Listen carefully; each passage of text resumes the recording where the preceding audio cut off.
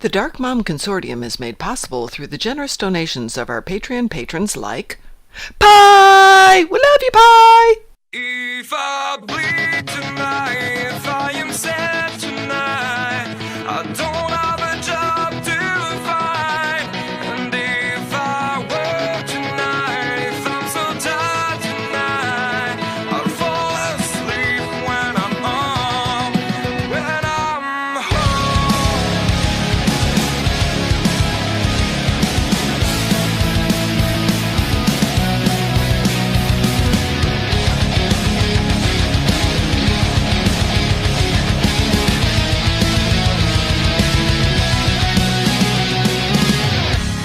I was just so far from here, focused on my own way, with a never looking back to those who lived in fear.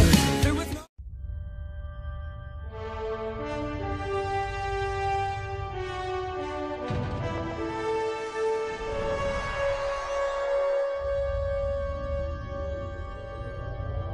After I left Starfleet, I made it my life's work to reunite the Romulans with their Vulcan brothers. For many years, I lived among them and waged a campaign of peace. Live long. And 21 years ago, the star of the Hova system went supernova and sent a wave of devastation across the quadrant. I promised to save the Romulan homeworld. I failed. The planets Romulus and Remus were destroyed. Countless billions were killed. My home, my friends, my life, all are memories. Time does not stop for one man, and neither does history. The chaos in Romulan space gave the Klingon Empire an opportunity to expand its territory. Today, Jimpock, the Chancellor of the High Council, traded diplomacy for the tip of a blade. Only in battle, Jimpock says, is a Klingon truly Klingon. The Federation did its utmost to preserve its alliance with the Klingons, but war was inevitable.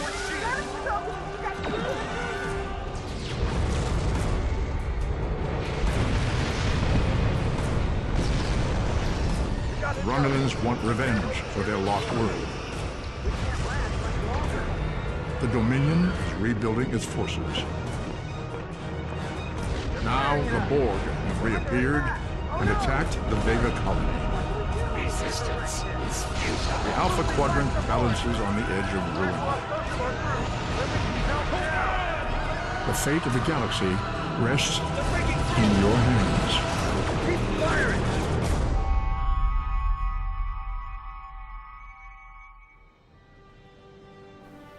Dark Mom Consortium presents Welcome to Training Day, Part 1. Welcome to Starfleet Academy.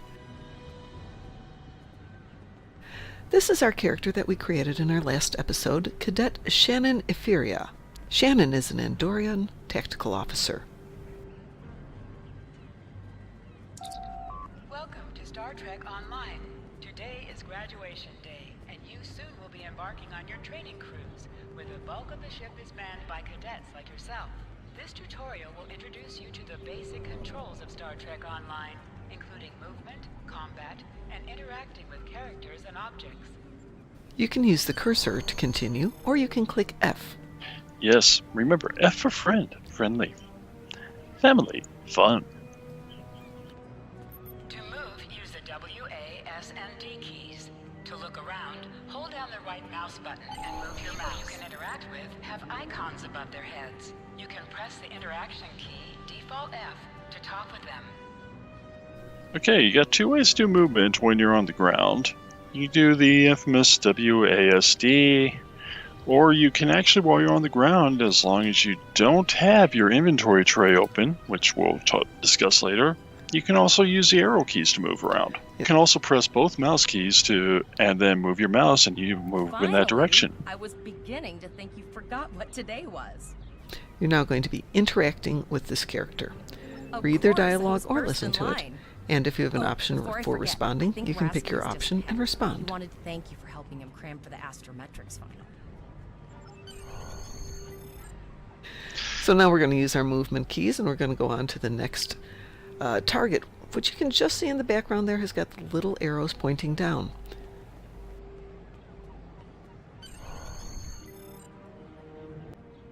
There you are. I wanted to thank you for helping me pass that final, and for all the other times you've helped me. I've always admired you. I hope Starfleet recognizes all you've done to lead our class. What ship did you get? Good luck. Before you report to Lieutenant Farah and get your assignment, you should find Tvrel. She wanted to talk to you. She's just up the pathway. When you're talking to the NPCs in this opening sequence, everyone's going to say something nice about you. At some point, you're going to realize that you've misnamed your character. We've named her Shannon. Her real name is, apparently, Mary Sue. Greetings. Apparently, because you can do everything. You are the perfect cadet, except you learn. Except you. A little spoiler. You're not so perfect with yourself. My score increased by 12.8% on the second attempt, well within my standard norms. Now I am qualified to serve as both a science officer and a communications officer. Morik would like to see you as well. He is ahead of us on the path. Live long and prosper. Your mini-map shows you where your objectives are. An arrow will appear on the mini-map if you are far away from your objective.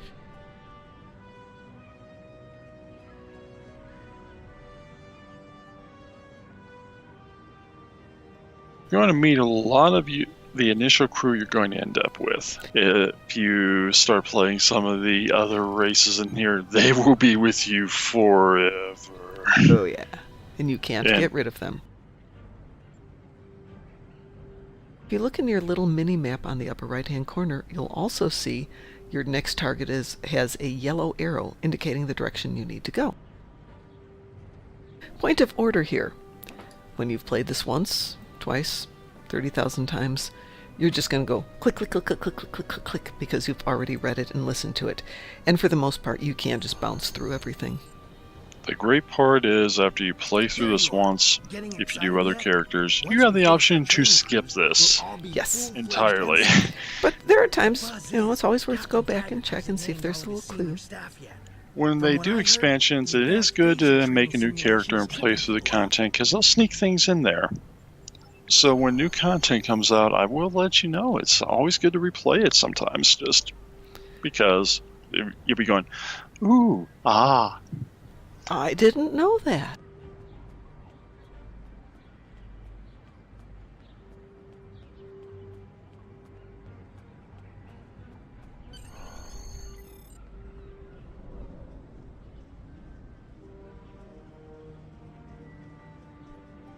Good afternoon, Cadet. What can I do for you? Yes, I have the complete assignment list here. Name? Let's see. Interesting. Report to Captain Taggart. He's in the office behind me. You're going to have to ask him. When we're playing this game, you're going to see these pop-up boxes appear. You have two options. When you're done using the box, you can click on the little X and it will disappear. Once you've done the game and you know the basics, you can disable the pop-ups by clicking in the little box. You're going to find when you need to go somewhere, like into a certain part of a ship, or in this case a building, you'll find the door is glowing. Glowy. Little yellow lines coming through and all that. It's a great thing. Yes, glowy things identify your next objective. In addition to doors, it might be that you need to go interact with this console, Cadet. or you need to pick up this thing. In addition to establishing your character in your mind, some of the dialogue helps you establish the other characters. They are NPCs, non-player characters, so their end persona is written up in advance. However, sometimes you get really interesting aspects of people. For example, right now, we're talking about the potential of this character, Shannon, and Captain Taggart starts talking about other members of the crew. Specifically, he's talking about Melissa Flores. Now, a little RL stuff here. If you ever go for a job interview, which is basically what this is, and your boss starts talking smack about other candidates, turn and walk out the door, because you do not want a boss who's going to talk that way about you behind your back, even if you're going to be one of the senior staff. This is not good. That said, though, this isn't real life. This is Star Trek Online. Well, let's remember, in the beginning, Picard talked smack about having civilians on the ship. Yeah, but they weren't his officers. No, they were his officers' families. Well, yeah, but you can talk smack about their families. That's not a problem. They're children. You can talk smack about children. Yeah, see, I don't like children. Besides, Picard never talks smack about anybody. He's too discreet. He's too politic to do it. So now we're going to come back out and meet Alyssa. I got the tactical officer spot. Just what I wanted. You can see that little yellow circle in the mini-map. Pulled it into the center for you. She's standing at the middle of it, so that's what we're aiming for. You'll notice we don't have pointy arrows over her, but we do have an exclamation point. Don't worry, you'll do fine. Come on, I'll take you to the holodeck and set it up. Seems most of our class ended up on Captain Taggart's ship. And as I said before, your character is not so perfect. You didn't take your phaser trials. Have you seen the whales in San Francisco Bay? I never seem to spot them. The real point of doing this isn't just to establish character here, it's also to give you another movement technique, which is to hit shift while you're moving. Mm-hmm. And you're going to start running. Exactly. Ratio. One of the console buys the first round tonight. By the way, if you get too far ahead of or too far behind the character you're supposed to be moving with, they will stop and you will have to come back and pick them up. If you get way far ahead of them, they will catch up to you eventually. But the game won't proceed until they're in the right spot, and so are you. Shoot stuff, don't die. Pretty basic, really. Here we have the entrance to the academy, but we have to interact with Elisa first. The last time I tried to give someone a little help, I ended up on academic probation for the rest of the year. I'm not saying I haven't learned a few tricks since then, though. Phasers are in the lockers by the holodecks. You can grab one there. Again, you're going to see pop-ups. Once you understand the pop-ups, feel free to close them out. This is the scan function, and is pointing where we need to go. And voila, we go inside and we see Alyssa, and we're going to follow her. At the back of Starfleet Academy's main building, you're going to find some holodecks. The main building has other functions as well. There's a bank, an exchange, and of course, a bartender. Of course, because nothing says military college like being drunk. But it's in the hall, Darkthorn.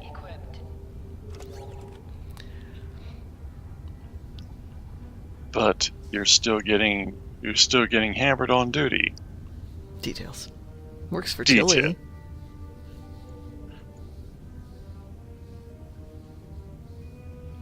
That was 200 years ago. You really hold a grudge. Okay, so now we're going to learn how to use our weapons. These weapons are... Go ahead. Which actually is the whole point of you actually not taking your you're taking your phaser course. Yeah, so you can learn how to use this. These are set for your number pad as 1 is the short-term weapons, lower intensity. 2 is the long-term firing pattern, higher intensity. They each have what's called a cooldown. The number 1 is a very short cooldown, number 2 is a longer cooldown, and you also have your hand technique. In this case, we're using a palm heel thrust, which isn't what they call it, but that's what it is. I just call it smack him in the face. Yeah, smack him in the face works really well. In combat, right-click on a target to fire your weapon. Now this will auto-target to the closest target. You can also use your mouse to point out a specific target that you want and then fire. The target that's going to will be highlighted. You'll see the little green and black bars over the head. That is the only target that's being fired on at this moment. While in combat, certain actions are disabled. Once you drop out of combat, more detail about ground Now, in that secondary fighting mode, you will find in some other weapons that it'll be these things like a wide beam, or it'll be able to hit multiple targets. Right. So always read your directions for what it's doing. You'll get a hang of what's doing what when. Rifles are the big exception because it takes a little bit of time to target them, as if you're really using a rifle, especially a sniper rifle. So here we are meeting up with Captain Taggart again. And he's assigning her as a first officer, a cadet, as a first officer. Yes. Makes sense, because if you go back to Star Trek 2, technically, at least for technically Spock was a captain, and then Saavik was technically Spock's first officer for that cadet cruise. Yes, this is true. Now you'll get to boss us all around like you've always wanted.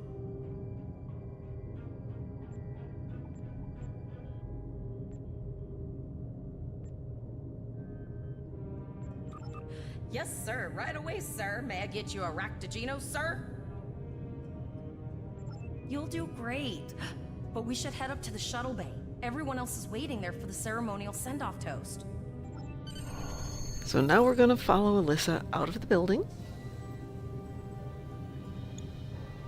As I said, if she gets too far ahead, she will stop and wait for you. And then you have to play catch-up. And then go. Now we're coming up to the shuttle deck. This is the only time you get to come to the shuttle deck at the Academy. There's other shuttle decks, other places that you'll be using a lot, but this one is only in this one episode, which is too bad because it's kind of cool. Okay. It really All is. of the senior staff is A waiting lot by of the little Easter eggs in this game are wonderful. The little places you don't know you can go, and you realize they've built the map so beautifully that you can explore. Something heartwarming. Make Tavrel cry. This mission could just determine the rest of our careers. No pressure. I'll meet you over there.